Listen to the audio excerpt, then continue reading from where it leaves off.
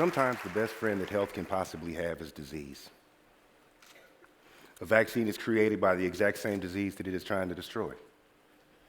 And in the same way, I've learned that peace can come through those who have been, lived, and understand violence.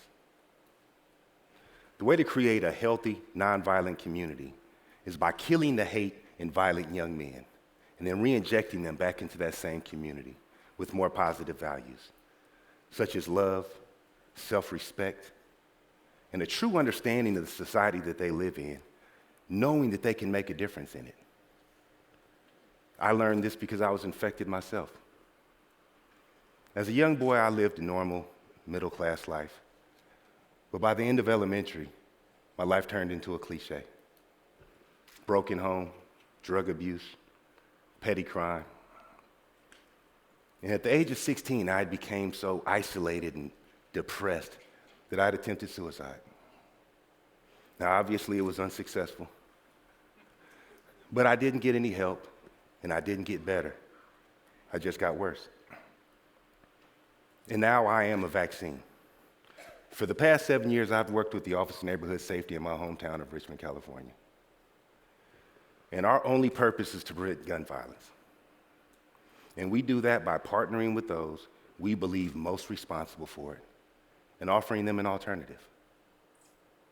And we've had some pretty good success. But before I talk about our cure, I want to talk about how I became a virus in the first place. I learned the rules of the street in Richmond, California, and those rules are very simple. You live in a jungle and there's two types of animals, lions and gazelles. And no one wants to be a gazelle surrounded by a bunch of lions. So now that jungle is full of lions preying on one another to survive. And that's what led me to do a decade of my life in prison. My road to redemption started with a street fight. A dude challenged me. I refused to back down. And then he pulled his gun on me, and I fought him for it. And I remember clear as day jumping up, and then him jumping up after me, and me pointing this gun at him. And all I could think about is I can't do this. I cannot pull this trigger. Then I seen a glimmer in his eye, like, I knew you couldn't do it. So I hit him with the gun. And he fell, and I thought he was faking. And so I kicked him a few times for good measure, because I wanted him to know I'm not a punk. Later on, I realized two things. That glimmer in his eye, that wasn't him challenging my manhood. That was relief that I hadn't shot him. The second thing I learned is that by street definition, I was a punk anyway.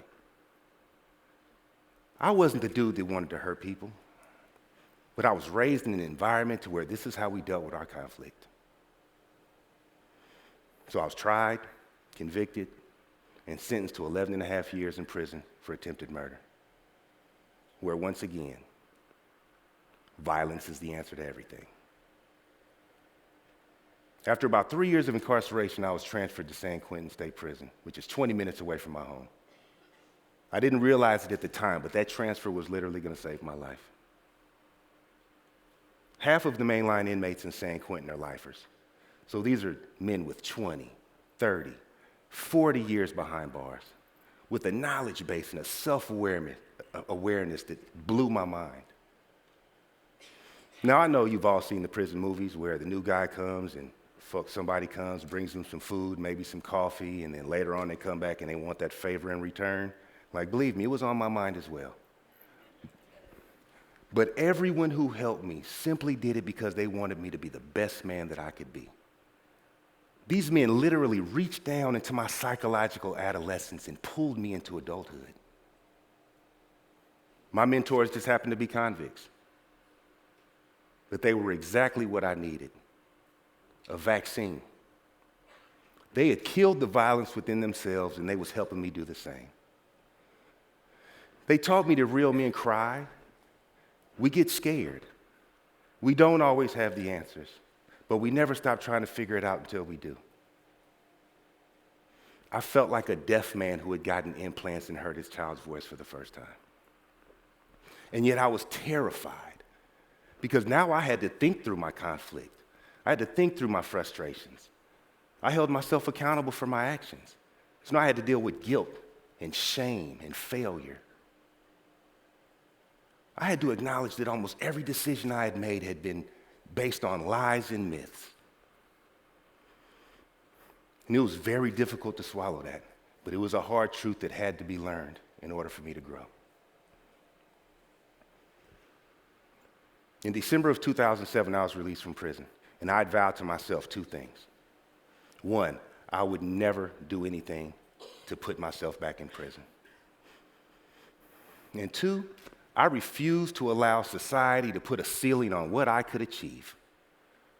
I would do whatever it took to make sure that I could provide for my family and to show pessimists that people can change if they're given the right relationships, opportunities, and resources. A few months after I was released, I was asked to come and speak at a summer youth camp for underserved families. And after I spoke, I was introduced to a man named Devon Bogan. Now, Devon is the director of the Office of Neighborhood Safety. And the ONS is a non-law enforcement governmental agency whose sole responsibility is to prevent gun violence. Now, in all honesty, I was quite intrigued that a man of his caliber even cared about young people dying in the ghetto. Most people don't.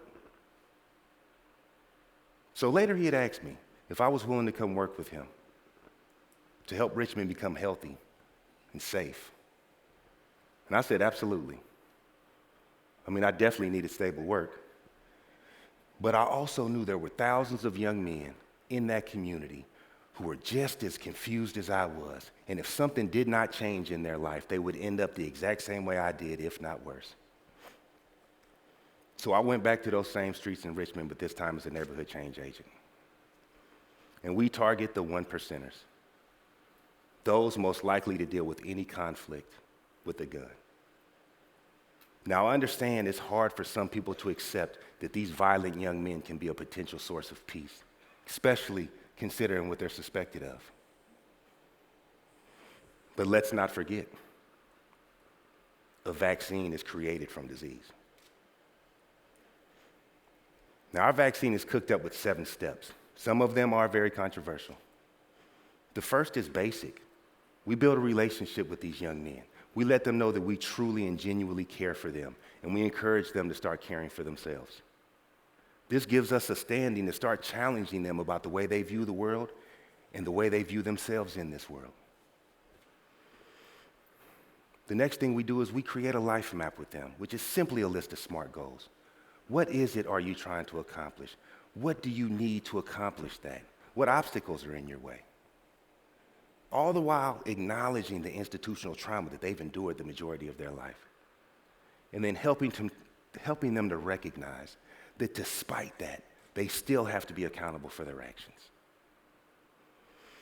After that, we help them negotiate the social services obstacle course with all of its catch-22s and dysfunctional rules. And we hold those organizations accountable to do exactly what they say they do.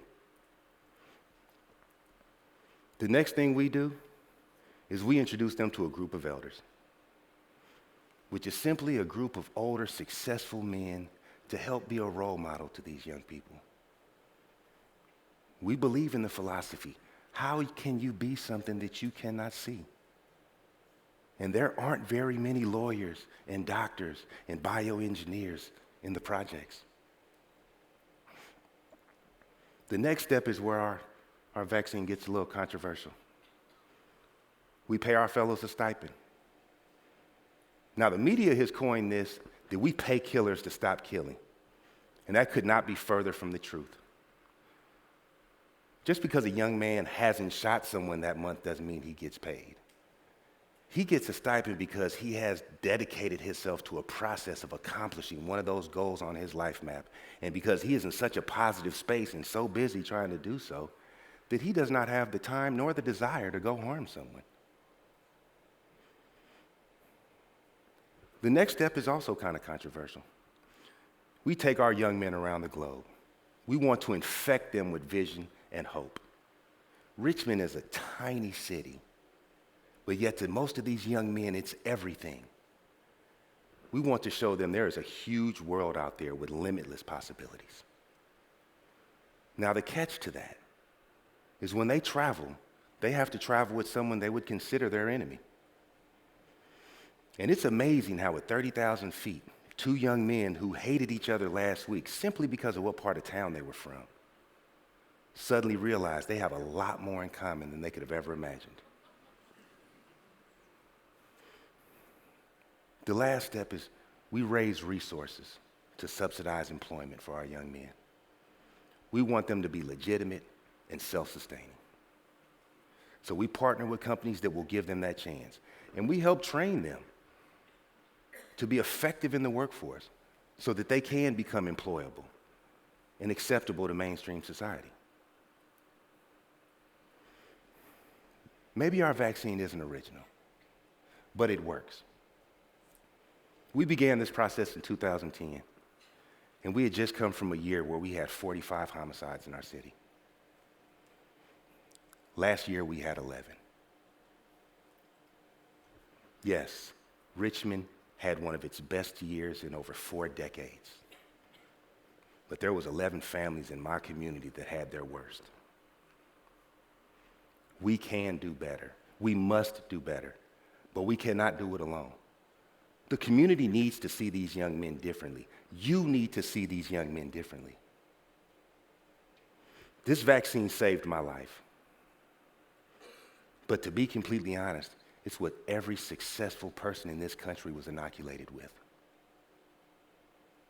Everyone deserves the chance to be successful, but not everyone is given that chance. If you truly want a healthy, peaceful society, help teach these young men that they don't have to choose from being lions or gazelles. They can choose to be men. Thank you.